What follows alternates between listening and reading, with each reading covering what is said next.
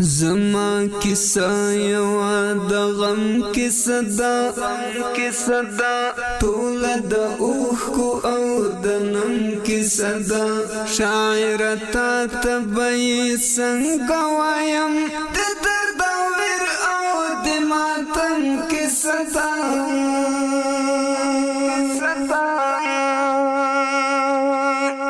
نمی تپوس نمی احوال چا وکړو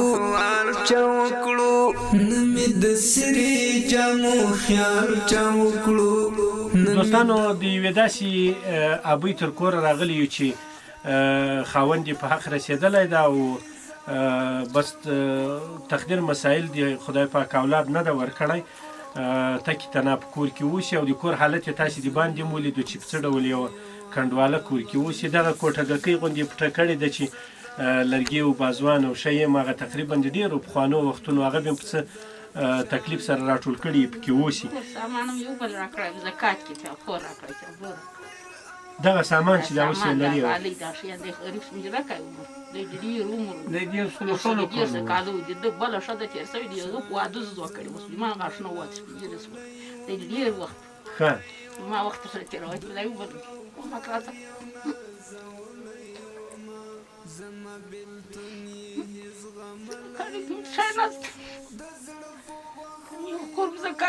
همی مرجانا همی پلار واخستو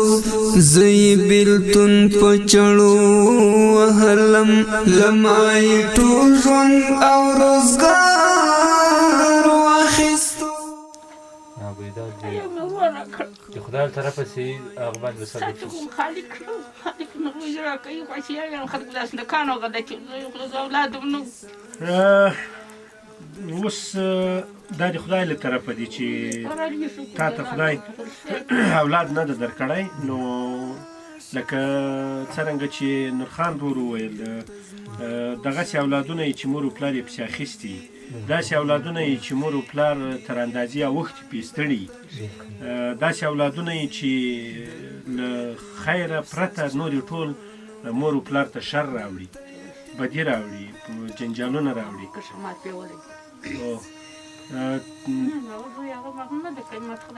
تا چې صبر کړی ده په دې کې شک نشته مسلمانې مېرمنې افغانې مېرمنې بیا پښتنې مېرمنې سخته ګزاره یې کړې ده خدای تعالی به د دې لوی اجرونه درکړي چې بې اولاده بې ښو بې بده مو په دې کنډواله کې له خپل خاوند سره زندگی تیره کړې د خدای اجرونه اتمن ورکوي. خوشحاله غریب په دواره کړي ډېر جزه وڅوک نو وخت یې ورسره تېر کړو ګزاره دې وکړه خدای شی به پیدا کېدل ټولې چهاردې او بندیانوار وګورئ غوښه شی به ورته راوړو موږ خو د ګټې څوک نه وو دا غرونه به مې کومک د خدای ښه د غدې کومک راسره کړو د شپاړ ګونې غله بې کور ته راته راوړو بېخو مالا او باندې ګربندۍ شي که موږ خو د ګټې څوک نه وو. او پاتې سوه د مصارفو کیسه دي د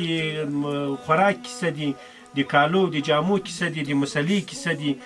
د ژوند کیسه دي دا موږ په غاړه اخلو دغه دوستان له موږ سره کومک کوي او حتمه چې د تا حالت اوس دوی ولیدو دوی به زه فکر نه کوم چې دوی دې له تا یو څه وسپموي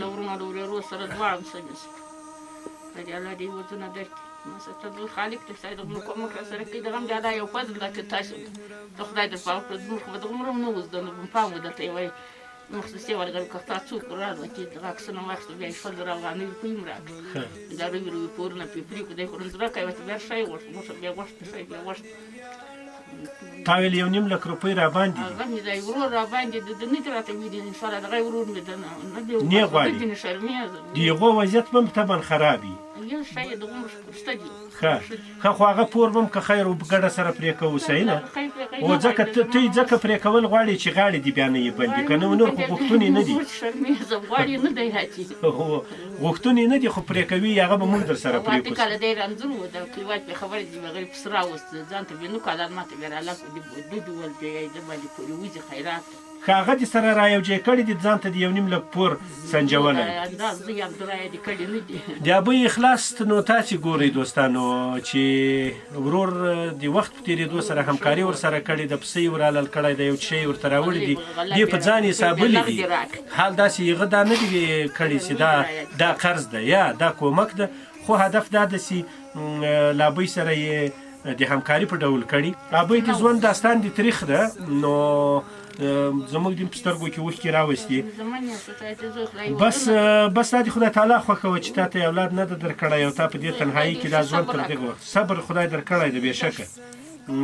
بس موږ ته به دعاګانې کې د ژمي خوراکي مواد موږ درته راوړي دي امین د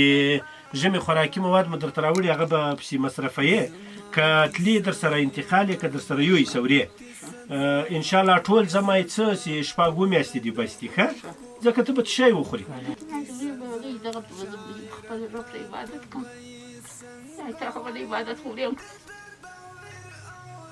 چې حج ته څوک تر سره ولاړ شي ولاړه به شي ښه د جاڼۍ لوی ارمان دا ده چې حج وکړي او عبادت وکړي بس نور خو دا د خوراک و څښاک لپاره اړتیا نه لري ځکه په دې عمر کې خوراک هم کمي بس د خدای عبادت او بندګي یوازینۍ ارزو ده او هیله یې ده ځکه صبر یې کړی تر دې وخته راوسېدلی موږ تاسې به هڅه کوو چې دا د دې پاته ژوند چې څومره ده دا راسره په خپله واخو او پانې وخت کې به مو دا لویه همکاري چې په دې وختونو کې حج ته ولیږو د خدای بندګي عبادت زمینه نوره ورته برابره کړو او ژوند یې ور برابر ټول د اوښکو او د نم کیسه ده شاعره تا ته به یې څنګه وایم د درد او ویر او د ماتم کیسه ده